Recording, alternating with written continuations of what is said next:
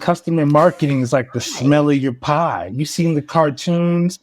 The smell, it gets in the nose. Oh, yeah, on your the window. Floating is bringing you in, right? Uh-huh. The problem becomes if people are smelling that pie and then they get there and they open it up and it's not blueberry. You know what I'm saying? Something else.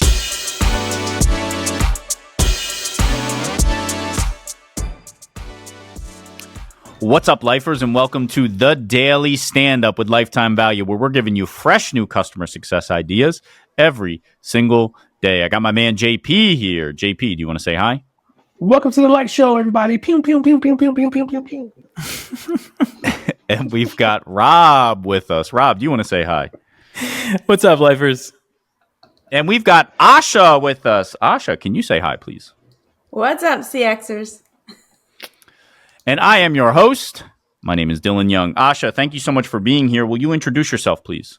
Absolutely. Hi, I'm Asha May. I am a principal founder of CX for Growth, where I work with companies to help them improve their customer growth motion. My background is I've been in B2B tech for quite a few years. So the front end of that was in marketing. The last 10 years, I've been in customer success, and more recently, I've had the opportunity to bring those two experiences together around building out one-to-many programs that community, digital engagement, customer comms, building out programs that are either going to augment and support what CSMs are doing in their one-to-one engagement or be that digital motion. So that's me. It's so interesting. It's a unique intersection that is in demand these days. I think it's only going to become more in demand in the coming years. You are in a fortuitous position, I would say. So, Asha, every single episode, we ask one question of our guests, and that is, what is on your mind when it comes to customer success? Can you tell us what that is for you? Absolutely. So I think this plays off of my background and what you just highlighted. I think with all the conversation around digital customer success, scaled CS, I think that as companies start, for those who haven't, but for companies who are just starting to embark on, okay, what does this mean for our organization? What's been top of mind for me is the missed opportunity I think a lot of companies are finding or not finding is that intersection between their marketing, their customer marketers, and their CS team. So assuming they have a customer marketing function in their organization, having CS leaders to be able to lean into what those individuals are doing because they've got knowledge of the tech stack. They've got knowledge of how to run those drip campaigns, which, let's face it, that's largely what's happening in a digital motion. They've got knowledge of what engagement needs to look like in a community so that it's not just question answer around support only, that you're actually uncovering who your advocates are and creating pods of conversation that are going to evolve into better engagement, better knowledge about the product, and be that sort of using marketing speak, top of funnel for your cross-sell, upsell. I think Asha knows my thoughts on this. I'll speak to it because one of the themes of conversation that I've had with Asha is that we're always like baffled a little bit at how often the value of customer advocacy and customer marketing is overlooked by companies. It makes sense really when you break it down because obviously a lot of CS orgs or CX orgs or whatever you want to call them, customer marketing orgs even, a lot of them are built initially with the idea of firefighting. That's just the nature of a lot of our work in CS. But when you actually carve out, when a company has enough resources, bandwidth, and foresight to carve out a role that is customer marketing or customer advocacy, like a specific job description that's focused around that domain of taking your best customers and turning them into true advocates who their logos plastered all over your website, the positive reviews are all over your website and G2 and Capterra and whatever else, case studies everywhere, video case studies, PDF case studies. This is one of the things that can actually not only get often overlooked, but it actually impacts the sales cycle that our companies have. We don't think about that a lot. We think about customer success. We think about NRR. We think about retention, we think about expansion, but we don't think about how do we come full circle and actually reduce the customer acquisition cost that our sales team has, our sales and marketing teams have. But it's just like one of the most impactful things we can do.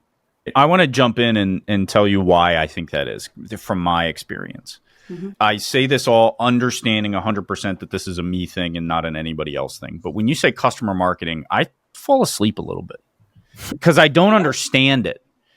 But, and even to what you were saying, Rob, like everything you said until the very end didn't mean jack to me. What clicks in my head is not customer acquisition cost, it's revenue acquisition cost. And how do we make that more sustainable, more efficient, as cheap as possible? We can get as creative as we want about how that happens, of which your advocacy programs are one. But at the end of the day, all I want to know is let's get that one number as high as possible while the other number gets as low as possible. And then let's work out from there. That's where it starts to click for me. Otherwise, I'm just like, oh, yeah, business use cases.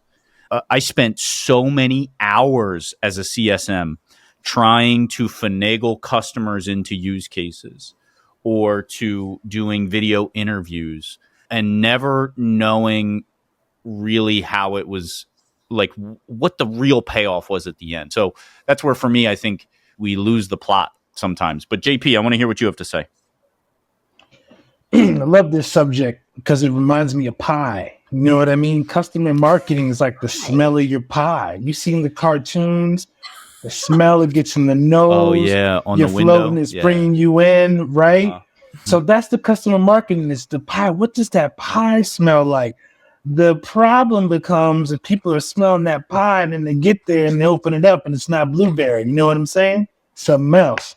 I think mincemeat. This not even. So I think that's why when I hear customer marketing, I think my mind goes instantly to value proposition. It goes to the promise of your product, which is what I feel like customer success is supposed to deliver on. I had the experience when I was one of the first companies I was working for. It was very early stage startup, right? So we have to forgive them for changing their value proposition. But if you really radically change your value proposition, people are going to get mad. But you're not going to get that positive effect that you may get from someone referring your product. You're going to start getting people going online and actually speaking disparagingly about your product, which is actually going to hinder your business. So I do find that customer marketing, I think, is very important. It's about that promise. I think that I always look at it like, okay, like you said, Asha, like this top of funnel. And if we talk about a funnel or even like a bow tie, right? Me being on like the other side of that, like it makes me feel better about my job when I know that we are actually delivering on the promise that we have given our customers. Because as we know, like sales is in the middle. I'm not about to trash sales, so let's not do that. But if sales is in the middle and the customer comes in with this idea of what they're supposed to get from the product, and sales maybe, gives them something, maybe that's a little bit different, then I come in, I'm dealing with what the customer's expectations have been from customer marketing through sales. So that's going to affect me as the CSM. So I do think that customer marketing is actually an important thing. I'm glad that you brought that up, Asha, here. I think that's a good call out. I think both you, JP, you and Dylan brought out two things that I think it's important to clarify, that there's a lot that you both shared. Rob, I think you and I are absolutely on the same page with this, but I think the things that both Dylan, you and JP brought out were there are roles in the organization that are supposed to be clarifying use cases. That's typically what product marketing is working closely with product and marketing to do.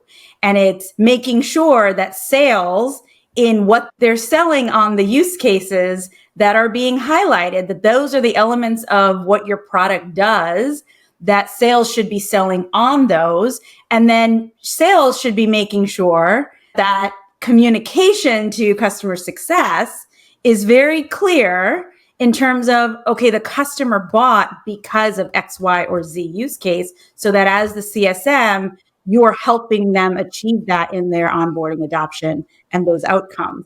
I think where customer marketing comes in is, on one hand, when it comes to digital CS or scale, it's having the skill set and the knowledge of how to use the tech, how to craft those drip campaigns to be that digital journey for the customer, but then also working with customer success in identifying the right customers, arming CSMs with the right language on how to ask the customer to be that advocate because they've just experienced something amazing.